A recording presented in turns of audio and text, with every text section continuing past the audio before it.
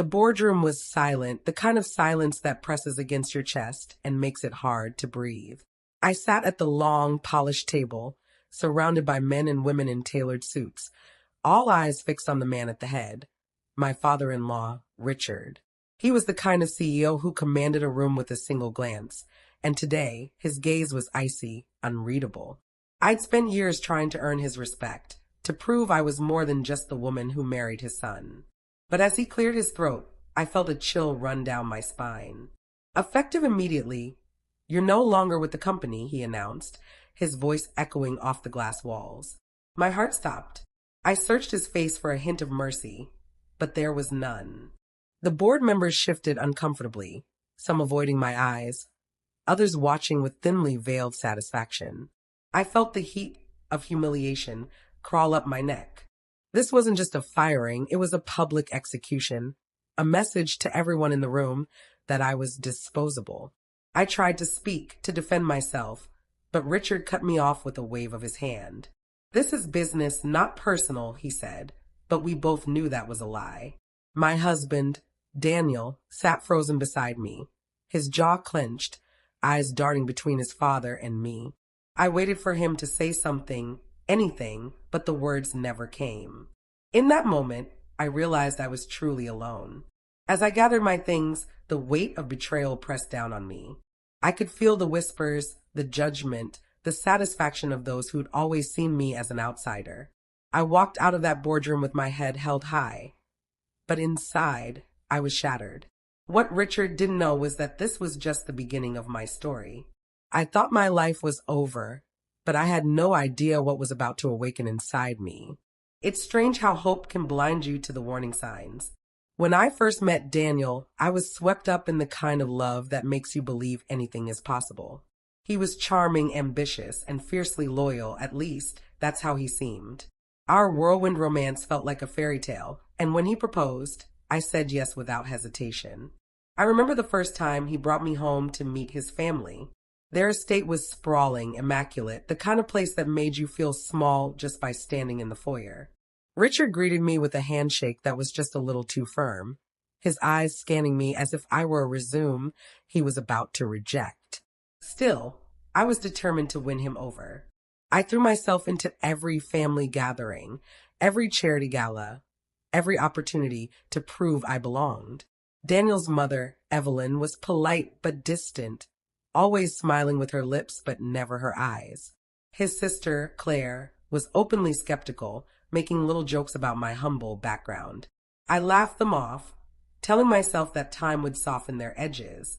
I wanted so badly to be accepted, to be seen as more than just the outsider who'd married into their world.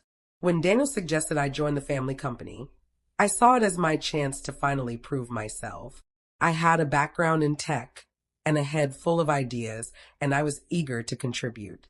Richard agreed, but his approval felt more like a test than a welcome. My first day at the office was a blur of introductions and forced smiles. I was given a small office tucked away from the main action, and a stack of projects that no one else wanted.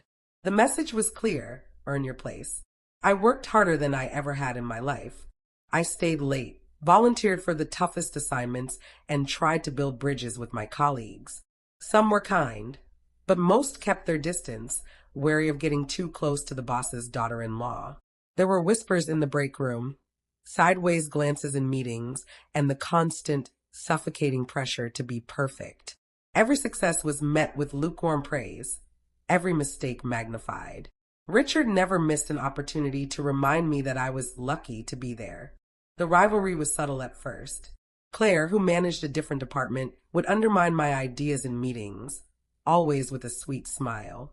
Daniel, caught between loyalty to me and fear of disappointing his father, became more withdrawn. I started to feel like a guest in my own marriage, tiptoeing around the family's unspoken rules. There were moments when I thought I was making progress, a project that exceeded expectations, a rare compliment from Richard, but they were always fleeting. The bar kept moving, and I was always just out of reach. Looking back, I can see how naive I was. I believed that hard work and good intentions would be enough. I believed that if I just kept trying, I'd eventually be accepted. But the truth was, I was never meant to belong. The family's world was built on old loyalties and silent rivalries, and I was an intruder. The more I tried to fit in, the more isolated I became. I thought if I worked hard enough, I'd finally earn his respect. I was wrong. It started with a project that was supposed to be my breakthrough. Richard had finally given me a chance to lead, assigning me to oversee the launch of a new luxury tech product. I poured everything into it, late nights, endless research, and a team I thought I could trust. For the first time, I felt like I was on the verge of proving myself, not just to Richard, but to everyone who doubted me. The stakes were high, but I was ready. Then, things began to unravel. Key data went missing from our shared drive, and a critical supplier suddenly pulled out at the last minute. I scrambled to fix the issues, but every solution seemed to create two new problems. My team grew tense, and whispers started circulating that I was in over my head. I tried to confide in Daniel, but he was distracted, caught up in his own work and the constant pressure from his father. He told me to keep pushing, that setbacks were normal, but I could see the worry in his eyes. The day of the product launch arrived, and everything that could go wrong did. The demo crashed in front of investors, and the press seized on every flaw. Richard's disappointment was palpable, his silence in the aftermath more damning than any words. I felt the weight of failure settle on my shoulders, heavy and suffocating. I replayed every decision, every conversation, searching for where I'd gone wrong. It wasn't until later that I discovered the truth. A trusted colleague, someone I'd mentored and defended, had been feeding confidential information to a rival company. The missing data, the supplier's sudden withdrawal, even the technical glitches had all been orchestrated. I confronted him, but he just shrugged, saying it was just business. The betrayal stung more than the failure itself. I realized then that I'd been set up, and Richard had been waiting for the perfect moment to strike. The next morning, Richard called an emergency board meeting. He laid out the project's failures in excruciating detail, never missing a chance to highlight my mistakes. He made it clear that the company's reputation had been damaged and someone had to take responsibility. I looked to Daniel, hoping for support, but he sat frozen, torn between me and his father. The board members watched, some with pity, others with thinly veiled satisfaction. When Richard announced my termination, it felt like the ground had disappeared beneath me. The shock was overwhelming, but it quickly gave way to anger and shame. I wanted to scream, to defend myself, to expose the truth, but the words caught in my throat. I saw the relief in some faces, the triumph in others. I realized then that I'd never really been part of their world. But the worst part wasn't losing my job, it was realizing who was really behind it all.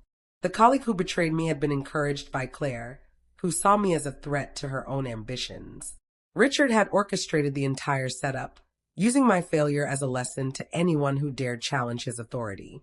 With nothing left to lose, I had to decide, give up or fight back. Losing my job was like being exiled from my own life. One day I was a respected executive with a future, and the next, I was a cautionary tale whispered about in hallways and coffee shops. The news of my firing spread quickly, and the story grew with every retelling. Some said I'd sabotaged the project out of incompetence. Others claimed I'd been reckless, and a few even suggested I'd betrayed the company for personal gain. The truth didn't matter, only the narrative Richard wanted the world to believe. The financial uncertainty hit almost immediately. My salary had been generous, and Daniel's income alone wasn't enough to maintain the lifestyle we'd built. Bills piled up, and the house that once felt like a sanctuary became a daily reminder of everything I'd lost. Daniel tried to be supportive, but the strain was obvious. He was quieter, more distant, and I could see the resentment simmering beneath the surface. Every conversation turned into an argument. Every silence stretched longer than the last. I wondered if he blamed me, or if he was just as lost as I was. Friends I thought I could count on began to disappear. Invitations to dinners and parties dried up, and texts went unanswered. Even my own family, never fully comfortable with the world I'd married into, struggled to find the right words. I felt like a ghost haunting my own life, invisible and unwanted. The isolation was suffocating. I spent days in pajamas, staring at the ceiling, replaying every mistake, every warning sign I'd ignored. The self-doubt was relentless. Maybe I really wasn't good enough. Maybe I'd been foolish to think I could ever belong. The gossip was the worst. I'd catch glimpses of it online, see the pitying looks when I ventured out for groceries. People love a downfall, especially when it happens to someone they secretly envied. I tried to tune it out, but the shame clung to me like a second skin. I stopped answering calls, stopped checking emails, stopped trying. The world moved on without me, and I let it. There were nights when I lay awake, staring at the ceiling, wondering if it would be easier to just give up. The pain of betrayal, the humiliation, the loneliness, it all felt too heavy to carry. I thought about packing a bag and disappearing, starting over somewhere no one knew my name. But even that felt impossible. I was trapped by my own failures, paralyzed by fear and regret. Then one morning, as I sat at the kitchen table surrounded by unpaid bills and empty coffee cups, something shifted. I remembered a moment from my childhood, when my mother had lost her job and everyone said she'd never recover. She looked me in the eye and said, "Sometimes when the world turns its back on you, it's just making room for you to find your own way." The memory hit me like a jolt. I realized I'd been waiting for someone to save me, to tell me what to do next. But no one was coming. If I wanted my life back, I'd have to fight for it. In my darkest hour, I found a spark I never knew I had. It wasn't anger or revenge that fueled me. It was the stubborn belief that I was more than the sum of my failures. I didn't know what the future held, but I knew I couldn't let Richard or anyone else define my story. For the first time in weeks, I felt something close to hope. Starting over felt like standing at the edge of a cliff, staring into the unknown. I had no office, no team, and no safety net, just a battered laptop, a head full of ideas, and a stubborn refusal to let my story end in defeat. I spent my days at the local library, hunched over borrowed Wi-Fi, sketching out business plans and researching market gaps. The world of luxury tech had always fascinated me, but now, stripped of resources and reputation, I saw it with new eyes. There was a space for innovation, for something that blended elegance with cutting-edge technology, and I was determined to fill it. The grind was relentless. I worked late into the night, fueled by cheap coffee and sheer willpower. Every day brought new setbacks. Investors who wouldn't take my calls, suppliers who remembered the rumors, and the constant, gnawing fear that I was chasing a fantasy. But there were small wins, too. A prototype that finally worked, a designer who loved my vision, a boutique investor willing to take a chance. Each victory, no matter how minor, felt like a lifeline. I wasn't alone for long. Maya, an old friend from college, reached out after hearing about my fall from grace. She'd always believed in my ideas, and she offered more than just encouragement. She brought skills, connections, and a fierce loyalty I hadn't realized I needed. Together, we worked out of her cramped apartment, turning her living room into a makeshift office. Maya was the kind of friend who saw the best in me even when I couldn't see it myself. She challenged my ideas, pushed me to think bigger, and refused to let me wallow in self-pity. The first real breakthrough came when we identified a gap in the market. High-end, customizable smart home devices that didn't just function flawlessly, but looked like works of art. Most tech products were cold, utilitarian, designed for efficiency rather than beauty. But what if luxury could mean more than just a brand name? What if it could mean technology that elevated a home, that made a statement? We poured ourselves into the concept, sketching designs, sourcing materials, and building prototypes by hand. The setbacks didn't stop. Our first prototype malfunctioned during a crucial pitch, and a potential investor walked out mid-meeting. There were days when I questioned everything, when the weight of my past failures threatened to crush me. But Maya wouldn't let me quit. "You're not the sum of their opinions," she'd remind me. "You're the sum of your own resilience." Her faith in me became my anchor. Slowly, momentum built. A small tech blog featured our story, and suddenly we had a trickle of interest from boutique hotels and interior designers. We landed our first real client, a luxury real estate developer, who wanted our devices for a showcase property. I remember the moment we signed the contract, the way my hands shook as I realized this was real. We celebrated with takeout and cheap champagne, laughing until we cried. The luxury angle became our signature. We partnered with local artisans to create limited edition finishes, blending technology with craftsmanship. Our devices weren't just smart, they were beautiful conversation pieces that clients were proud to display. Word spread, and soon we had a waiting list. Each new order was a reminder that I was building something of my own, something no one could take away. But just as things started looking up, a familiar enemy reappeared. I received a cease and desist letter from Richard's company, accusing us of intellectual property theft. It was baseless, a transparent attempt to intimidate me, but it sent a chill through our tiny operation. Maya was furious, but I felt something else, a strange, electric sense of clarity. Richard wasn't just threatened by my success. He was afraid of what I could become. I was building something real, but success would come at a price. Success, I quickly learned, was a double-edged sword. The more our company grew, the more visible we became, and the more determined Richard was to see me fail. The cease and desist was just the beginning. Soon, whispers started circulating in the industry. Our products were unsafe. Our business was built on stolen ideas. Our luxury was just a facade.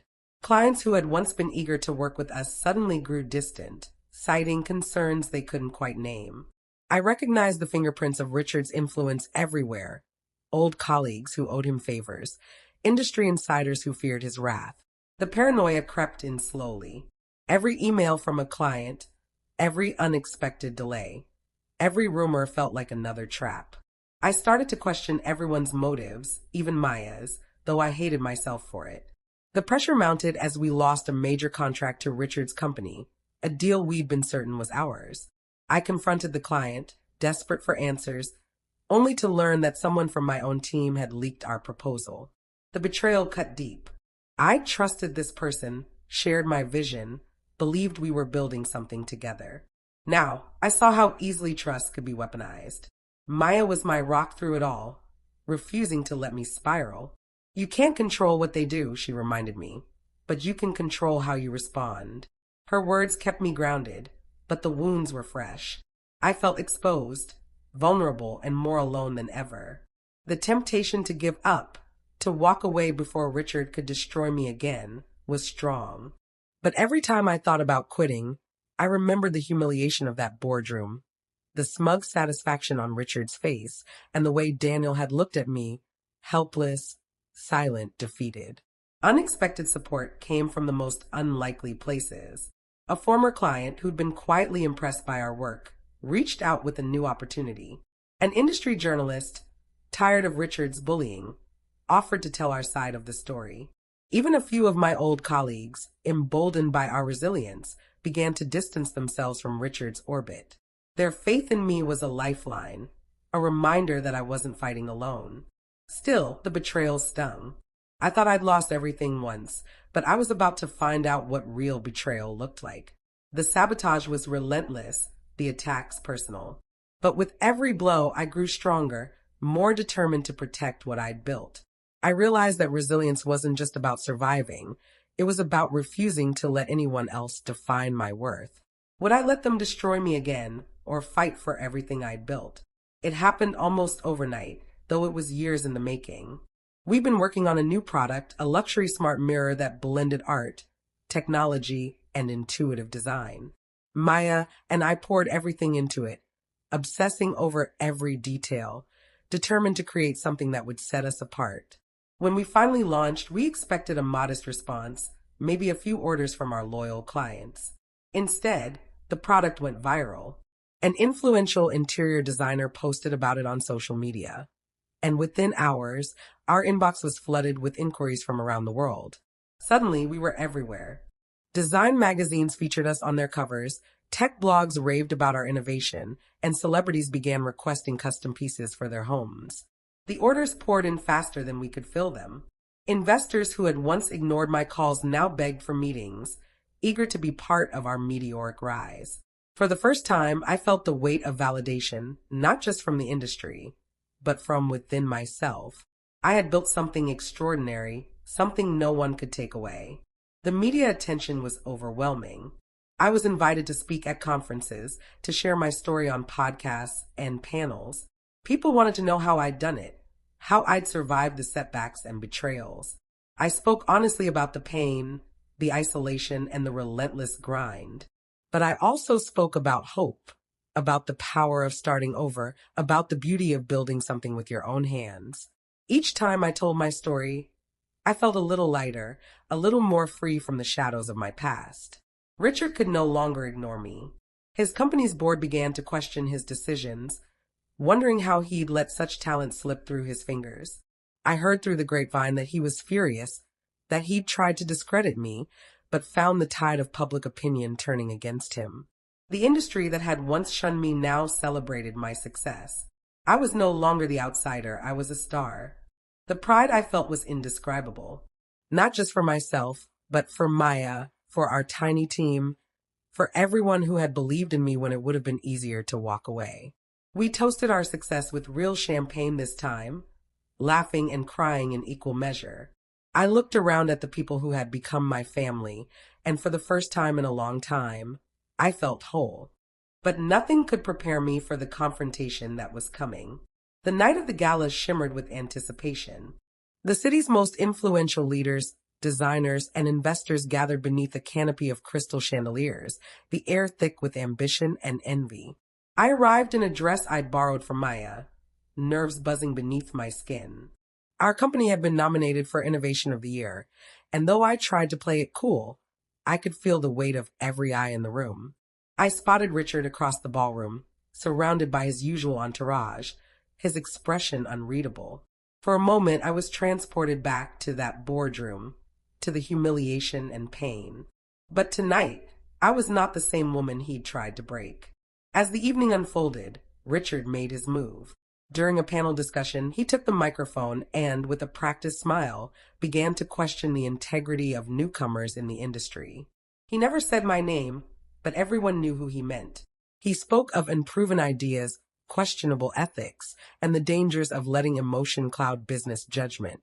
The words stung, but I refused to shrink. Instead, I waited, letting the tension build, feeling the room shift as people glanced between us.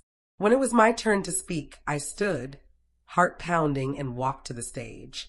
The lights were blinding, but I focused on Maya's encouraging smile in the crowd. I took a breath and began, my voice steady but full of emotion. When I started this journey, I was told I didn't belong. I was told that failure was inevitable, that I was too emotional, too inexperienced, too different. But what I've learned is that innovation doesn't come from playing it safe. It comes from daring to see the world differently, from refusing to let fear or tradition dictate what's possible. I paused, letting my words settle. Every setback, every betrayal, every sleepless night led me here. Not because I was protected or privileged, but because I refused to give up. I built this company with people who believed in the power of resilience, creativity, and integrity. We didn't cut corners. We didn't steal ideas.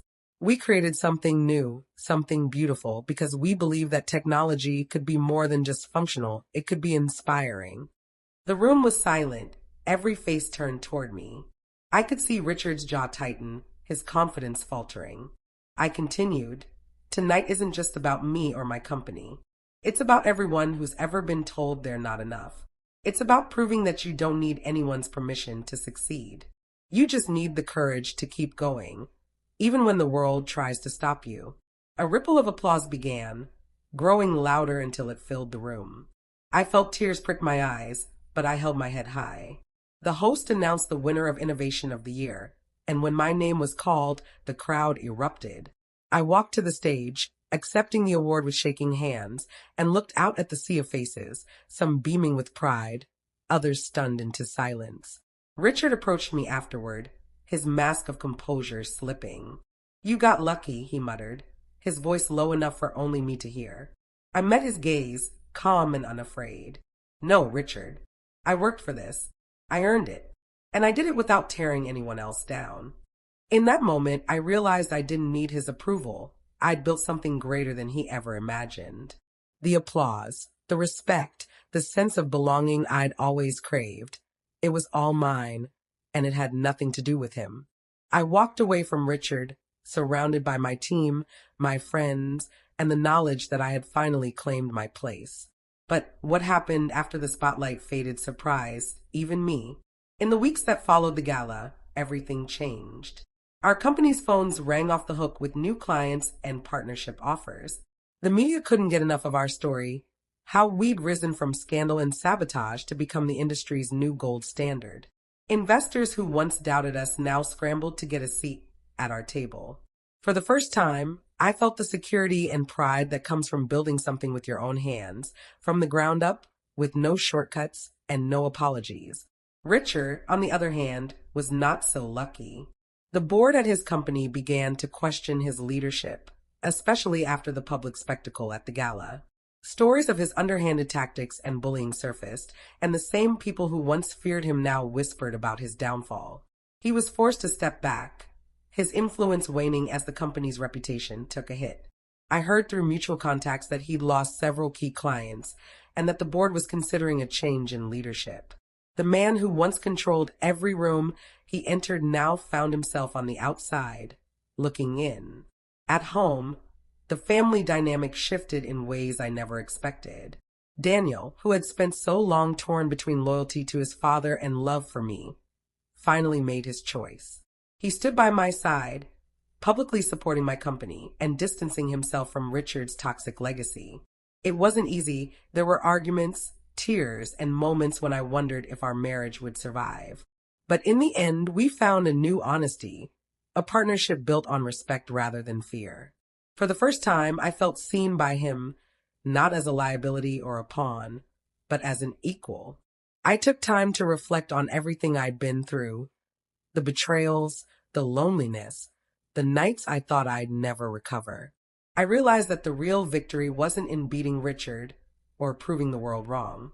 It was in discovering my own strength, in learning to trust myself, and in building a life that was truly mine. I thought revenge would be sweet, but what I found was even better: peace, purpose, and the unshakable knowledge that I was enough just as I was. Years later, my life looks nothing like I once imagined, and I wouldn't change a thing. My company has become a leader in luxury tech, known not just for innovation, but for the way we treat people. I spend my days mentoring young entrepreneurs, especially those who feel like outsiders, reminding them that their differences are their greatest strengths. There's a quiet satisfaction in seeing others rise, knowing I can help them avoid some of the pain I once endured. One afternoon, I found myself walking past the old company headquarters. The building looked the same, but I felt no bitterness, only gratitude for the journey that had brought me here. I paused for a moment, watching new faces come and go, and smiled. I realized I'd outgrown the need for anyone's approval, especially Richard's. My legacy wasn't about revenge or proving a point. It was about building something lasting, something that made the world a little brighter. If you've ever been underestimated, remember, sometimes the best revenge is simply becoming unstoppable.